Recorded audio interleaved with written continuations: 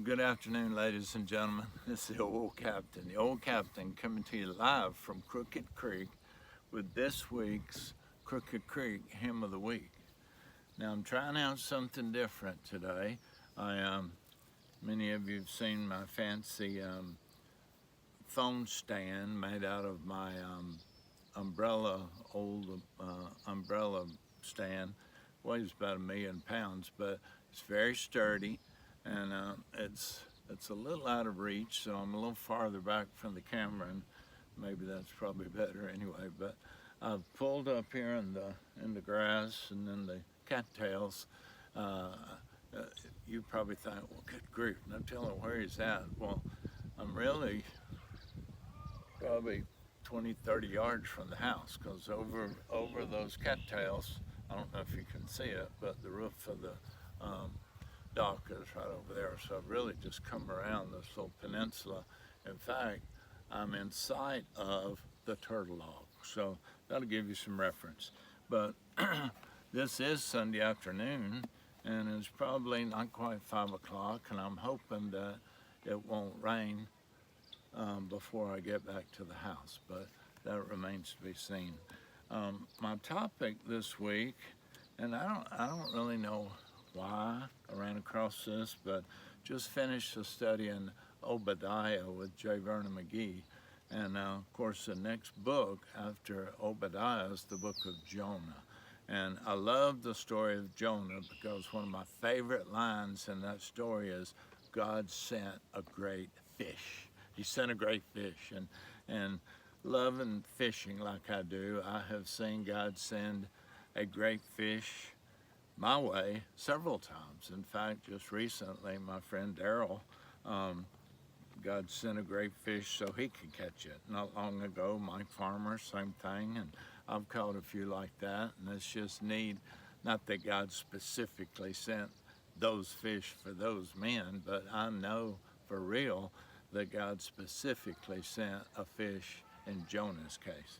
But the theme of the talk, I guess, is not about the fish, it's about obedience. Obedience is the key today.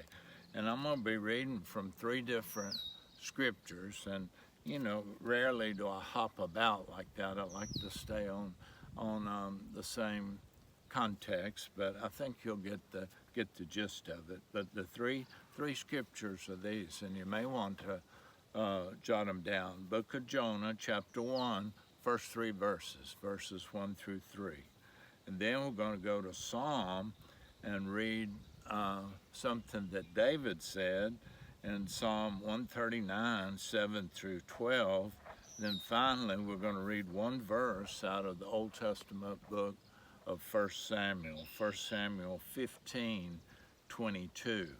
So let's begin by reading Jonah 1, 1 through 3. Now the word of the Lord came to Jonah, the son of Amittai, saying, Arise, go to Nineveh, that great city, and cry out against it, for their wickedness has come up before me. But Jonah arose to flee to Tarshish from the presence of the Lord. He went down to Joppa. He found a ship going to Tarshish, so he paid the fare and went down into it to go with them to Tarshish from the presence of the Lord. So God gives Jonah specific instructions. He says, I want you to go to Nineveh. He said, the Ninevites are wicked people, and I want you to preach salvation. I want you to take them the gospel. And Joseph was, to be honest, Joseph was a bigot. He said, man, I don't care about those Ninevites. They're not like me. I'm not going there. I'm going in the opposite direction. Said he bought a ticket to go to Tarshish, which was the exact opposite of where God had told him. And he boarded a ship. Then it says to flee from the presence of God. Now, I don't know if you've ever tried to hide from God or go in the opposite direction, but I can assure you there's no place that you can go where God is not. because he's everywhere. That's just one of his omnipresent, one of his qualities of being who he is. In fact, David, King David, shepherd boy David, David from David and Bathsheba fame, he realized that he would try to get away from God, and it was totally impossible. So in Psalm 139, we see David's perspective on hiding from the presence of God. He says, where can I go? This is in verse 7 of Psalms 139. Where can I go from your spirit? Or where can I flee from your presence? If I ascend to heaven, you're there. If I make my bed in hell, behold, you're there. If I take the wings of the morning and dwell in the uttermost parts of the sea, even there your hand shall lead me, and your right hand shall hold me. If I say, surely the darkness will fall on me, even the night shall be light about me. Indeed, the darkness shall not hide me from you, but the night shines as the day, and the darkness and the light are both alike to you.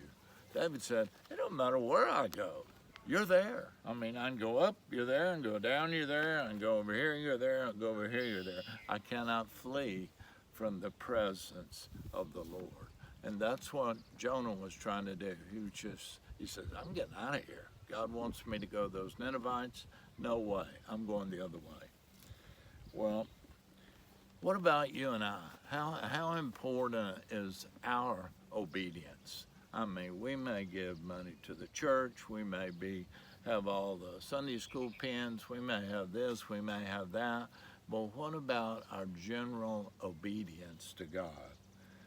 1 Samuel chapter 15, Samuel writes about the importance of obedience, and I may read this twice. This is for just to accent it.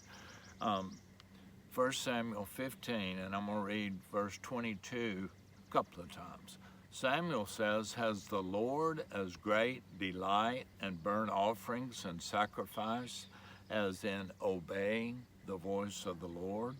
Behold, to obey is better than sacrifice, and to heed is better than the fat of rams.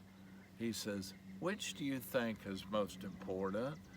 Sacrifices, giving money, your attendance, your Sunday school pins, all of these things, is that more important than obedience to God? He says, to obey is better than sacrifice, and to heed better than the fat of rams. Now, we're probably going to be talking about Jonah again at least one more week, and maybe two, because that's one of my favorite narratives, favorite stories. If this thing is a little out of whack, because I'm in the bushes, so just bear with me. But, and I mentioned this in my Dear Friday post on Friday, but for years and years, we in the Baptist Church have sung, wherever he leads, I'll go. Wherever he leads, I'll go. I'll follow my Christ who loves me so. Wherever he leads, I'll go. Now, singing it is one thing. Doing it is another. I'll be honest with you. I'm really not qualified to sing this because I'm not sure how obedient I am. I'm obedient as long as it's comfortable for me. But what if God told the old captain, he said, Captain, it's time for you to get off that creek. I want you to move to Minnesota. I want you to move to Wisconsin. I want you to move somewhere else and tell those people about the hymn of the week. Tell those people about the gospel. I'm not sure I'd be ready to do that. So I need your prayers, and you probably need mine in that case as well.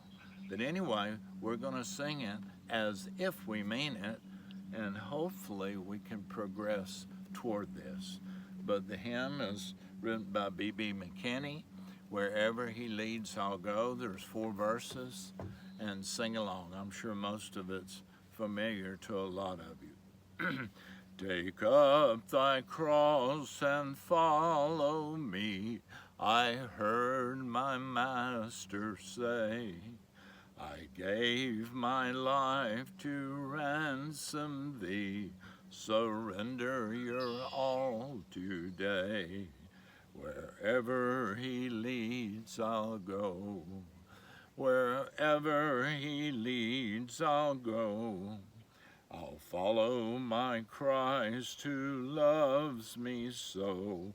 Wherever he leads, I'll go. He drew me closer to his side. I sought his will to know. And in that will I now abide. Wherever he leads, I'll go. It may be through the shadows dim, or o'er the stormy sea.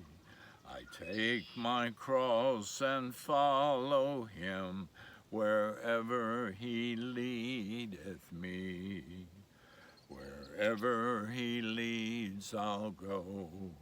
Wherever he leads, I'll go. I'll follow my Christ who loves me so.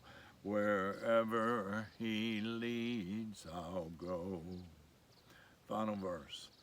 My heart, my life, my all I bring to Christ who loves me so. He is my Master, Lord, and King. Wherever he leads, I'll go. Wherever he leads, I'll go. Wherever he leads, I'll go. I'll follow my Christ who loves me so. Wherever he leads, I'll go. We sing it, but do we really mean it? Wow. Pretty tough. Well, folks, this is Memorial Day weekend, Sunday afternoon, Memorial Day tomorrow. There are a lot of people on the creek. I mean, not on the creek, on the lake. I did see two little boats up the creek earlier today, or maybe yesterday afternoon. Now around here, that's a crowd. We don't get many people up the creek because not many people can get up the creek. It's so shallow and so finicky. If you don't have a boat that drafts real small, or a kayak or a canoe, you can't go very far. And I like that because it's kind of keeps it kind of cozy and private. But anyway, tomorrow, Memorial Day. A lot of people confuse Veterans Day and Memorial Day. Veterans Day is set aside to honor those who have served in the armed services. Memorial Day is set aside to honor people who have given their very lives in serving our country and protecting our country. And folks, we're so blessed to live in America, so blessed. And as we remember those who have given their life, I want to challenge you to remember Jesus. Remember him because he willingly gave his life on the cross to pay the price for sins that we committed. He was perfectly sinless, yet he was willing to die.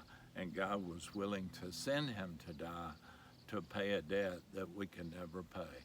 And for that, we should be eternally grateful. I hope you have a great Memorial weekend. I hope you have a good week coming up. We're going to get some rain off and on, but hopefully we'll get out and do a little bit, get a few pictures up.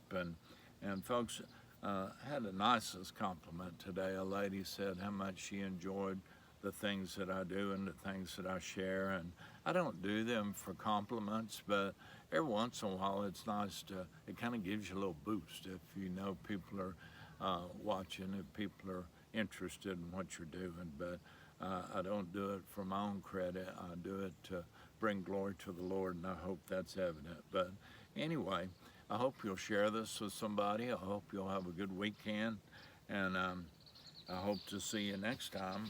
I'm gonna slide up. Hope to see you next time for next week's Crooked Creek Hymn of the Week. You take care and God bless.